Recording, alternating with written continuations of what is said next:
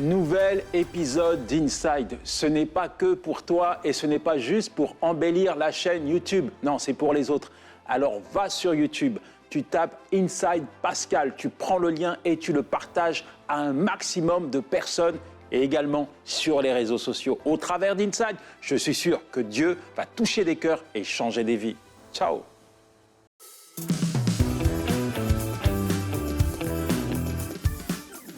Bonjour à tous et bienvenue sur le plateau de Bonjour chez vous. Aujourd'hui, nous allons parler de la mentalité du royaume. As-tu la mentalité du royaume? C'est notre thème du jour. Hello! Hello! Comment ça va aujourd'hui? Bien, c'est ma grande première ici. Félicitations Evelyne, c'est beau chez toi. C'est beau, hein? Ouais, Bienvenue c'est chez beau. moi. On aurait pu réintituler l'émission Bienvenue chez moi. Bienvenue chez Evelyne, c'est vrai. Non, félicitations, ouais, c'est super. Chaque chroniqueur a eu le droit de commenter le décor. Personne n'a osé dire quelque chose de négatif. Je ne sais pas si vous êtes sincère. Non, je ne serai pas la première. Ouais. Parce que j'ai la mentalité de roi. C'est bien, Annabelle. Vous n'avez Dieu que pour le décor, mais moi, je vois Annabelle aujourd'hui. Je suis contente de faire une émission avec toi. Merci. Oh, c'est gentil. J'ai parlé de toi la semaine dernière et Aurélie, vous nous manquiez. C'était pas pareil sans vous. Ouais, ça faisait longtemps. C'est vrai, c'est vrai. Donc bienvenue et donc tu vas porter à toi toute seule l'entièreté de cette émission pour te rattraper de ton absence. Ça tombe bien parce que je serai plus là le reste de la semaine. C'est parfait. Mais c'est bien, au moins tu fais un retour le lundi pour démarrer la Voilà, semaine. Avec exactement. Et en plus, aujourd'hui, on parle de la mentalité du royaume. As-tu la mentalité du royaume? C'est la question qu'on va se poser aujourd'hui dans notre façon de nous comporter, notre façon de parler, notre façon de penser. La mentalité du royaume, c'est quelque chose qui doit être descendu pleinement dans nos cœurs. Et on en parle aujourd'hui. Et chérie, tu vas répondre à une rubrique Pasteur, j'ai une question. Roger du Canada qui a demandé que veut dire avoir la pensée de Christ selon 1 Corinthiens 2,16. Tu y répondras tout à l'heure. Tout à fait. Tout à fait. Waouh, c'est puissant comme intro. Donc, Frank devrait prendre exemple sur toi, je trouve, pour les intros. Et Aurélie viendra nous retrouver pour la rubrique témoignage. Elle aussi, elle fait son grand retour aujourd'hui. Elle va nous raconter le témoignage d'une femme qui a vu sa mentalité transformée grâce aux émissions de la chaîne. Donc, on commence tout de suite avec toi, Annabelle, dans la pensée du jour. Quand on parle de la mentalité du royaume, on a tendance à penser à des principes, à des choses, des clés, des étapes, etc. Mais en fait, je pense qu'il faut revenir à quelque chose de beaucoup plus simple. Mentalité du royaume, royaume égale roi. Qui est le roi? Qui est le roi de ce royaume? C'est Dieu, tout simplement. Alors, si nous voulons avoir la mentalité du royaume, ça veut dire avoir la mentalité du roi. Et ça nous pousse à chercher comment pense Dieu? Quelle est sa mentalité? Quelle est sa façon de réfléchir? Quelle est sa façon de faire?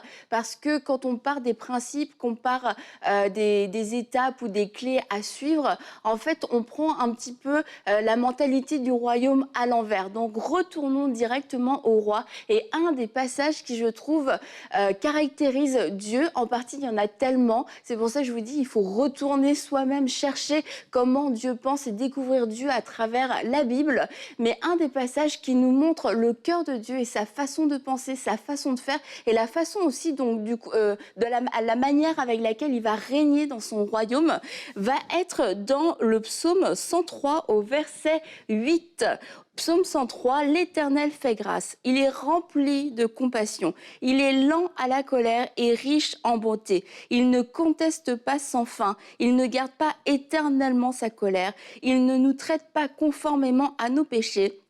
Il ne nous punit pas comme le mériteraient nos fautes, mais autant le ciel est élevé au-dessus de la terre, autant sa bonté est grande pour ceux qui le craignent, autant l'Orient est éloigné de l'Occident, autant il éloigne de nous nos transgressions.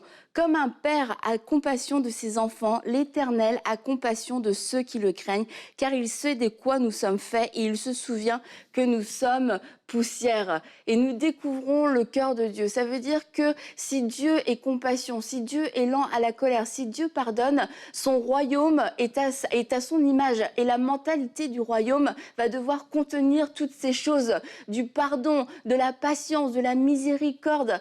Et ça m'amène à mon mon point suivant. Pourquoi est-ce que nous devons avoir la mentalité du royaume? Est-ce que c'est parce que c'est une dictature? Est-ce que c'est parce qu'on est dans un régime communiste où nous sommes obligés de le faire? Non, parce qu'on voit ici que Dieu nous a pardonné nos fautes. Il a pardonné nos péchés. Il y a un royaume qui est extraordinaire, un royaume qui est merveilleux. Mais ni vous ni moi, on pouvait y entrer par nos propres forces. On n'avait pas les papiers, on n'avait pas la tenue pour pouvoir y aller. Mais grâce à Jésus, l'acte qui nous condamnait a été déchiré, la dette a été payée et nous avons pu avoir accès à ce royaume. Et alors qu'aujourd'hui, on fait partie de ce royaume, que nous avons ce privilège d'avoir cette relation avec, une relation intime avec ce roi, notre cœur de reconnaissance devrait dire « Oui, je veux avoir la mentalité du royaume. Je veux que mes choix dans tous les domaines de ma vie puissent faire avancer ce royaume, que mes choix soient agréables à ce roi qui m'a sauvé par grâce. » Alors, as-tu la mentalité du royaume? Ce n'est pas une question de principe, c'est une question de connaissance et d'intimité de qui est réellement Dieu. Amen. Merci Annabelle. Tu as rendu le terme mentalité du royaume qui est super nébulé, hyper simple en fait. Est-ce que tu penses comme Dieu? Et je trouve que ça résume extrêmement bien. Est-ce que tu penses comme Dieu? Est-ce que tu agis comme Dieu? Est-ce que tu fonctionnes comme Dieu voudrait et comme Dieu l'a dit dans sa parole? Et ça simplifie un peu parce que parfois on a un langage, on l'appelle le patois de Canaan, mais ce mot mentalité du royaume peut paraître un peu intimidant et pas clair, mais finalement c'est très très simple. Et la Bible nous dit dans 2 Corinthiens au chapitre 10 et au verset 5, c'est notre verset du jour, « Nous renversons les raisonnements et tout obstacle qui s'élève avec orgueil contre la connaissance de Dieu. Et nous faisons toute pensée prisonnière pour qu'elle obéisse à Christ. » Ce verset nous parle vraiment de l'importance de maîtriser nos pensées et qu'elles soient soumises à la parole de Dieu, soumises à la volonté de Dieu. Et pourquoi il faut renverser tout raisonnement? Parce qu'en fait, la nature humaine n'a pas ces principes ancrés en elle à la base. Et le diable va chercher toujours à nous faire rentrer des pensées du monde, le fonctionnement du monde, la manière d'agir du monde. Et on a besoin vraiment, oui, de vivre ce renouvellement de l'intelligence, cette transformation dans nos pensées pour que nous soyons complètement imbibés de cette mentalité du royaume, comme on aime l'appeler. Aujourd'hui, en plus, on construit beaucoup autour de l'individu, du succès personnel. Chacun fait son entreprise, chacun fait sa société, son groupe, sa communauté, sa page, bref, son propre truc. C'est quand même très ancré dans la mentalité et très relié au succès. Et la mentalité du royaume, ça va être une autre façon de penser. C'est pas pour moi, c'est pas pour me servir moi, c'est pour servir le royaume. Comment est-ce que je peux utiliser ma vie et tout ce que contient ma vie pour participer à l'avancement du royaume? Donc c'est complètement désintéressé. C'est oui, je soumets ma volonté, je soumets mes pensées, mais aussi je vais à un niveau supérieur. Enfin, le standard est beaucoup plus élevé. C'est un standard qui dépasse mes propres intérêts, mes propres envies, mes propres désirs, et qui quelquefois, c'est vrai, demande du sacrifice, demande du renoncement, demande de renoncer à des rêves qu'on pouvait avoir pour dire « Ok Seigneur, tes rêves sont meilleurs que les miens ». Mais c'est ça la mentalité du royaume. Amen. J'ai beaucoup aimé ce que Annabelle a dit dans sa pensée, parce que souvent on parle de mentalité du royaume, de façon de penser du royaume, et ce qui ressort, c'est des principes. Les gens voient des principes, les gens voient des règles à appliquer, etc. Mais ce qu'Annabelle disait, c'est que la mentalité du royaume, c'est avoir la mentalité du roi. Et ce que j'aime, c'est de se dire que la motivation, c'est de plaire à une personne, c'est de plaire à notre roi, c'est de lui être agréable. On n'a plus affaire avec la mentalité du royaume à des principes, on a affaire à une personne finalement. Oui. Et cette personne, c'est Jésus-Christ. Et ça change tout, ça fait toute la différence. Parce qu'en fait, si on veut développer la vraie mentalité du royaume, la clé, je crois qu'elle est dans la pensée d'Annabelle, c'est de ne pas avoir les yeux fixés sur des principes. Il n'y a aucune puissance dans les principes, aucune puissance dans la loi, aucune puissance dans le fait d'appliquer des choses dans le vide. Mais quand on décide de se dire « j'ai un roi, je fais partie de ce royaume, j'aime ce roi, il est tout pour moi, je veux lui plaire, je veux lui être agréable ». Et ce roi, en plus, il est venu sur cette terre. Il nous a, dans les anciens temps, Dieu nous parlait par les prophètes. avec la loi, etc. Et voilà que le roi de gloire, Jésus-Christ, le Fils de Dieu, vient, et cette fois, il nous parle directement. C'est le roi qui nous parle et qui nous enseigne, et en plus, il nous montre le modèle. Et si on veut vraiment développer la mentalité du royaume, je crois vraiment, là, je tiens à ressouligner ce que Annabelle disait, c'est que nous n'avons pas affaire à des principes, nous n'avons pas affaire à des règles toutes bêtes à appliquer. Les Israélites ont essayé et ça n'a rien produit. Nous avons affaire à une personne qui est notre Dieu, notre Créateur, notre Roi, notre Sauveur, notre Seigneur. Et quand on fixe nos yeux sur lui, qui il est, comment il se comporte, ce qu'il enseigne, mais qu'on le voit lui et qu'on cherche son cœur, on cherche à le connaître, ça fait toute la différence et ça crée vraiment en nous, par l'imitation de Christ, par le désir de lui plaire, une motivation saine, pure et un modèle parfait à imiter. Et là, en fait, sa mentalité, la mentalité du roi, s'imprègne en nous. Exact. C'est beaucoup, beaucoup plus efficace, beaucoup plus vrai, beaucoup plus authentique. Alors, ayons les yeux fixés sur le roi, j'ai envie de dire, et tout ce qu'il dit, et cherchons à le connaître. Ouais. Et à force de regarder Jésus, on va être transformé de gloire en gloire, comme par son esprit. Et ce ne sera pas par nos propres forces, encore une fois, parce qu'on va prendre des principes, il faut que je fasse ça, il faut que je fasse ça, puis à la fin de la journée, tu coches, mais tu n'as pas assez coché. Et tu as ce sentiment, mince, je n'ai pas la mentalité du royaume, je n'ai pas réussi. Et en fait, quand on va vers lui directement et qu'on l'aime, juste on l'aime, il y a des choses qu'on n'aura pas besoin de nous enseigner. J'ai rien du tout contre l'enseignement, hein. Mais il y a des choses que l'amour nous enseigne, et parce que ça change nos motivations, ça change nos aspirations, ça change notre perspective. Et si t'aimes ton mari, t'as pas besoin qu'on te dise ne le trompe pas. C'est quelque chose, on n'a pas besoin, t'as pas besoin d'avoir un enseignement pour ça. Après, on a besoin, oui, d'enseignement, comment rester fidèle, etc. Mais c'est des choses, ça s'imprègne en toi, ça fait partie de toi parce qu'il y a une relation d'amour. Et on ne peut pas avoir, c'est sûr, la mentalité du royaume sans cette relation d'amour avec Jésus, sans cette relation d'amour avec du roi, parce qu'on n'est pas juste des serviteurs dans ce royaume, on est des fils, on est des frères, on fait partie, c'est notre maison, et on n'est pas des gens de passage où on essaye de prendre des choses, on essaye de profiter. C'est comme si le royaume va bien, si je vais bien, le royaume va bien. Si le royaume va mal, je vais mal. Et c'est une pensée, c'est ça, comme je disais, qui est totalement supérieure. Le royaume de Dieu, c'est mon royaume parce que c'est là où j'ai été accueillie et j'ai ma part de responsabilité aussi. Exact, exact. Et puis peut-être à la maison, vous dites, oui, mais comment ça, connaître Jésus, marcher comme il a marché, fonctionner comme il a marché, mais il n'y a rien de mieux que d'aller lire la parole de Dieu, en fait, pour voir justement quelle est cette mentalité du roi. Dans la Bible, tout ce qui est écrit, et parfois ça nous dépasse. Parfois, ça a l'air même un peu fou. On avait fait une émission une fois, je ne sais pas si tu te souviens, chérie, je sais que tu étais dedans, Annabelle, je ne sais plus, mais c'était sur le royaume inversé. Ouais. Ce royaume inversé, cette manière de penser qui n'a rien à voir finalement avec celle du monde. Ah oui, c'est sûr, le royaume inversé, je me souviens, c'est moi qui avais fait la pensée. Exactement. Et donné le titre. Je me souviens. En gros, Le c'est toi royaume qui avais inversé, décidé c'est de que l'émission, quoi. En fait, il y a deux royaumes. Vous avez le royaume des ténèbres avec comme prince, roi, on va dire, de ce royaume, le diable, Satan et ses principes. Et on a le royaume de Dieu dans lequel nous sommes, nous les enfants de Dieu, avec notre roi Jésus-Christ et ses commandements, ses ordonnances, ses principes et sa mentalité. Chaque royaume a sa mentalité et les deux sont complètement inversés. Oui. Et quand on regarde, par exemple, Jésus va parler du royaume des ténèbres. Vous avez appris œil pour œil, dent pour dent. Quand quelqu'un vous fait du mal, vous lui rendez le mal.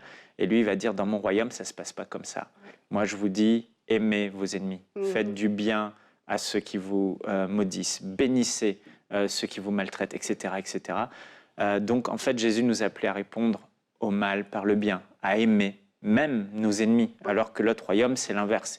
L'autre royaume nous dit, si tu veux prospérer, avoir du succès, t'enrichir, épargne à l'excès, pense qu'à toi. Et dans le royaume de Dieu, c'est l'inverse. Donne et sois généreux et tu prospéreras. Et il y aurait plein de choses à dire. Si tu veux réussir, si tu veux être quelqu'un, sois le premier. Jésus dit, si tu veux être quelqu'un, sois le dernier. Si tu veux être quelqu'un, que tout le monde te serve. Jésus dit, sois serviteur de tous, etc. Si tu veux vivre, vis ta vie et fais ce que tu veux. Jésus dit, si tu veux vivre et garder ta vie éternellement, perds ta vie, meurs. Et tu vivras. Enfin bref, c'est vraiment deux mentalités. Et j'aimerais encore souligner, mais tu es excellente aujourd'hui, Annabelle. Tout ce que tu dis m'inspire. Wow. Annabelle elle a dit une chose vraie. Elle a dit que... Encore une deuxième chose vraie. Elle a dit que ce qui est important, c'est l'amour.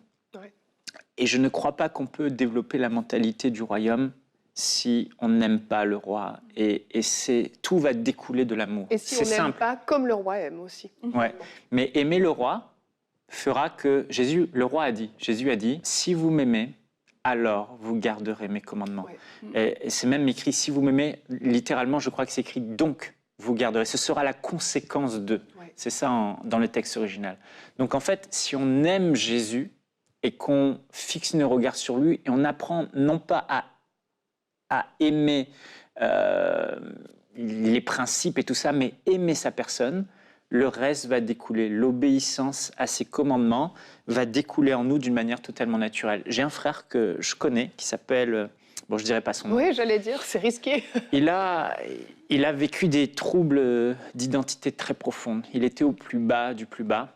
Et tout en lui le poussait à faire le mal qu'il ne voulait pas faire dans son identité. Et il cherchait la solution de s'en défaire. Il a essayé, il se forçait, il priait, il jeûnait, il essayait de déclarer la parole de Dieu, rien à faire.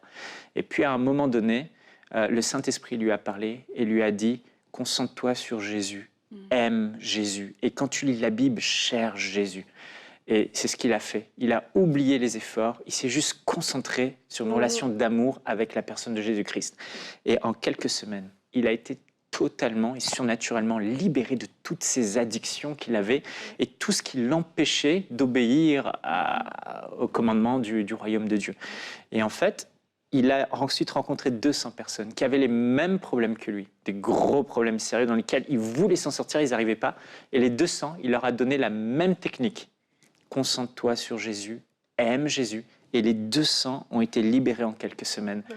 En se concentrant sur Jésus dans la parole de Dieu, en l'aimant. Et il a réalisé que la clé, c'est d'aimer Jésus. Le reste en découle. Exactement. C'est ça qui va faire que la mentalité du royaume va pleinement entrer en vous. Est-ce que vous connaissez réellement le Seigneur? Est-ce que vous connaissez le cœur de Dieu? Est-ce que vous aimez réellement Dieu? Est-ce que Jésus est réellement le Seigneur de votre vie? Est-ce que vous lui avez vraiment donné toute votre vie? Dans ces cas-là, finalement, vous n'existez plus, vous ne vivez plus pour vous-même, mais vous vivez pour lui, pour le servir, pour l'aimer, pour briller sur cette terre. Et vous allez être une personne qui a la mentalité du royaume, qui coule au travers d'elle, et vous allez porter les fruits du royaume, et ça va se sentir, ça va être durable.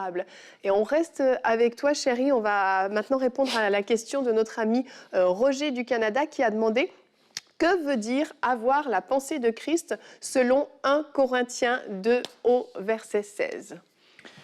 Alors, je vais donc répondre à cette question que j'ai trouvée étrange de Roger, parce que j'ai trouvé que la réponse était dans la question, et je suis allé lire le texte pour bien comprendre. Le texte dit « Car qui a connu la pensée du Seigneur pour l'instruire? Or, nous avons la pensée de Christ. » Donc, je vais répondre à cette question. Que veut dire avoir la pensée de Christ? Mais ça veut dire avoir la pensée de Christ. C'est-à-dire qu'en toi, tu penses comme Jésus-Christ pense. C'est-à-dire que Jésus est au ciel et tu te retrouves face à une situation, face à un problème, face à un défi, face à des choix à faire dans ta vie. Et tu as une pensée en toi qui est peut-être celle du monde, celle que tu as héritée de tes pères, celle peut-être qu'on t'a éduquée, celle peut-être que tout le monde suit, parce que finalement, beaucoup de gens suivent les masses et les foules. C'est la pensée du monde, la pensée que la plupart des hommes ont. Mais lui, dans le ciel, quelle est la pensée que Jésus, lui, a? Et avoir la pensée de Christ, selon 1 Corinthiens 2,16, c'est exactement penser comme Jésus-Christ au ciel pense face à la situation dans laquelle on se retrouverait et avoir les mêmes pensées que lui. Si on pense comme lui, on agira comme lui. Donc, en fait, c'est tout simplement ça. Mais en creusant, vous allez me dire, oui, c'est facile d'avoir la pensée de Christ. Il suffit de lire la Bible et de mettre en pratique ce que la Bible dit. Eh bien, c'est pas si simple que ça. Parce que combien d'entre nous sont dans des églises depuis des années et on entend les mêmes versets et finalement, les gens qui doivent pardonner ne pardonnent toujours pas, alors que ce verset est cité, « Aimez votre prochain, pardonnez, etc. » Combien d'entre nous entendons constamment la parole de Dieu, mais ça ne change rien dans notre vie, et on arrive à un constat, c'est qu'il ne suffit pas de l'entendre, mais il faut vraiment que cette parole nous soit révélée et qu'elle descende dans notre cœur. Et ici, l'apôtre Paul, dans le contexte de ce passage, va aller plus loin. Il va dire que nous avons la pensée de Christ parce que le seul qui est capable de la communiquer, cette pensée, c'est le Saint-Esprit. Qui connaît la pensée qui est dans le cœur de l'homme, si ce n'est l'esprit de cet homme? Et Paul va dire, qui connaît la pensée qui est dans le cœur de Jésus-Christ, si ce n'est l'Esprit lui-même, qui sonde le cœur de Christ et qui sonde le cœur du Père et qui nous la révèle. Et ici, Paul donne un élément important. Pour avoir la pensée de Christ, pour penser comme Christ pense, il ne s'agit pas d'un langage naturel, d'un langage charnel. Il ne s'agit pas juste d'entendre le verset, il ne s'agit pas juste de lire le verset, mais il doit y avoir une communication du Saint-Esprit pour que le Saint-Esprit vous révèle la pensée que Christ a à travers les Écritures.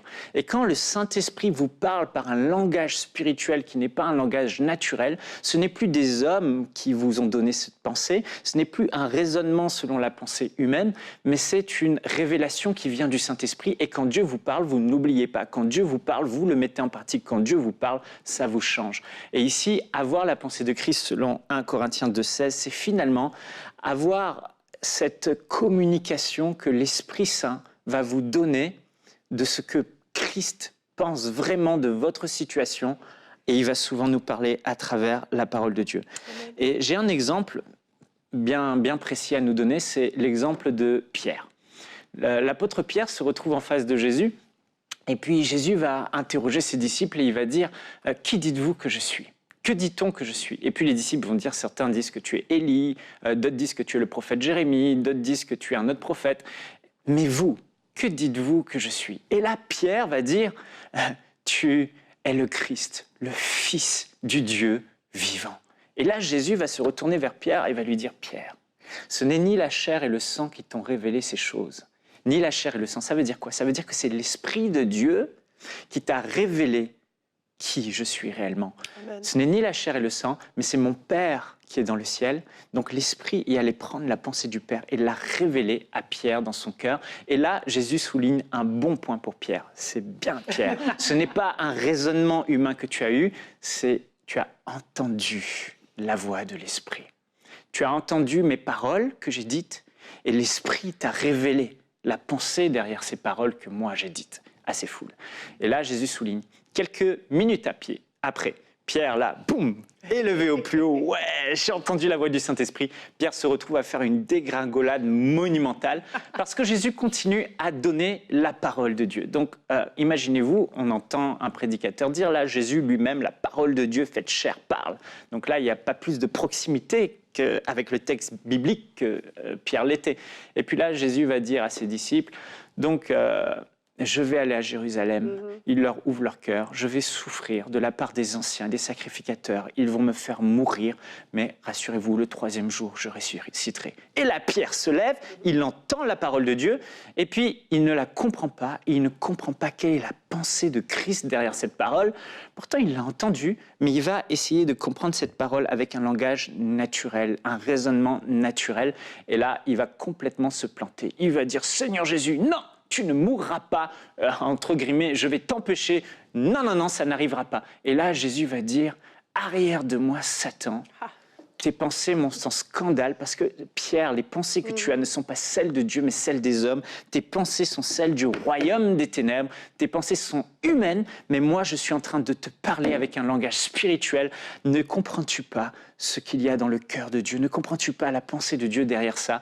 Et c'est ici quelque chose d'extraordinaire. Et je conclue avec ça, frères et sœurs, pour vous dire que nous avons besoin du Saint-Esprit. Jésus a dit, le Saint-Esprit vous est laissé et il vous conduira dans toute la vérité. Et chaque jour, nous devons fléchir nos genoux quand nous lisons la parole de Dieu. Chaque jour, nous devons méditer la parole de Dieu, écouter la parole de Dieu, lire la parole de Dieu avec cette prière de tout notre cœur, cette prière sincère. Esprit de Dieu, je veux connaître quelle est la pensée de Christ derrière cette parole que je lis.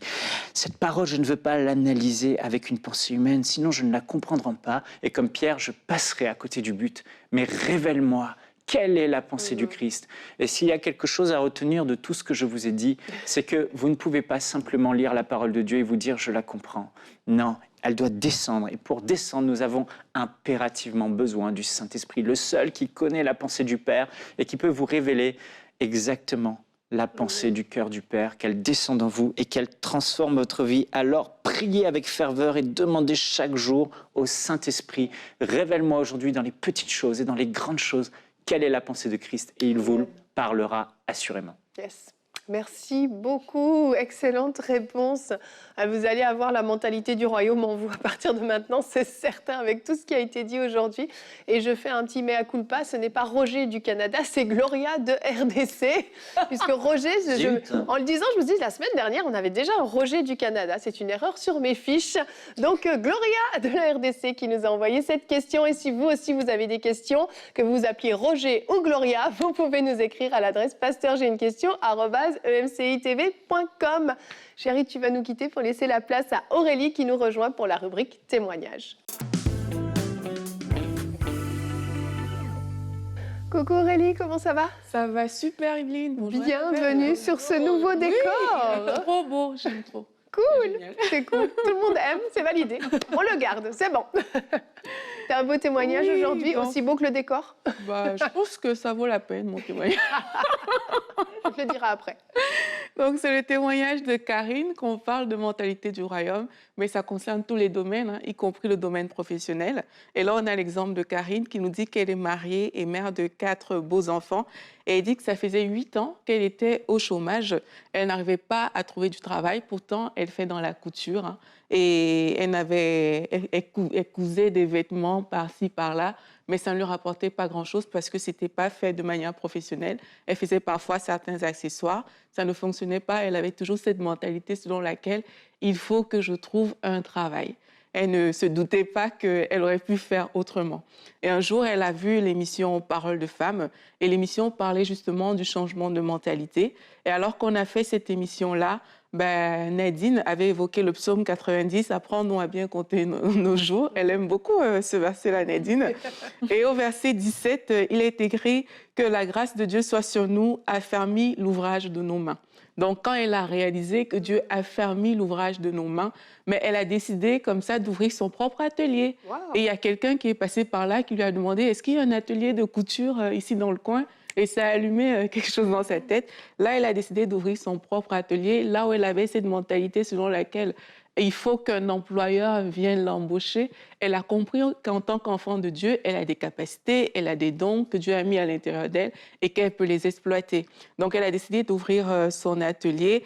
Et là, elle dit que c'est son garage, en fait, qu'elle a transformé en atelier de couture. Et depuis, je travaille dans mon atelier et j'ai même engagé une assistante couturière. Je crée du prêt-à-porter, des couvertures. J'ai des clients et ça promet. Comme quoi, un simple changement dans sa façon de penser pour glorifier le Seigneur, bien entendu, peut conduire à des entreprises, on embauche des gens. Et ça, je trouve ça vraiment génial comme témoignage. C'est un beau témoignage, une belle histoire super originale. On n'a jamais partagé de témoignage comme cela. Merci Aurélie. Avec beau plaisir. Témoignage. Merci d'être venue 5 minutes sur ce plateau. C'est tout, ça vaut la peine. Ça vaut la peine. Ça vaut la peine. Au moins, tu as fait ta première. Tu as fait ta rentrée dans Bonjour chez vous. Et pour terminer cette émission, nous avions fait un sondage sur notre chaîne YouTube que j'aimerais vous présenter tout de suite. Nous vous avions posé la question: êtes-vous familier avec l'expression mentalité, avoir la mentalité du royaume? Et vous avez été 13% à répondre oui, et je pense avoir cette mentalité, merveilleux. 56% oui, mais j'ai encore besoin de renouveler mon intelligence. Et vous étiez 31% à dire que vous ne saviez pas ce que ça signifie. Eh bien, je crois que grâce à cette émission, c'est plus clair pour vous. Vous avez compris que la mentalité du royaume, finalement, c'est la mentalité du roi des rois, de Dieu notre Père et de Jésus-Christ. Et aujourd'hui, vous savez comment vous approprier cette mentalité du royaume. On va se retrouver demain, on continue notre semaine. Nous aurons notre invité de la semaine qui sera avec nous, le pasteur El Hadj Diallo, que vous commencez à bien connaître sur EMCI.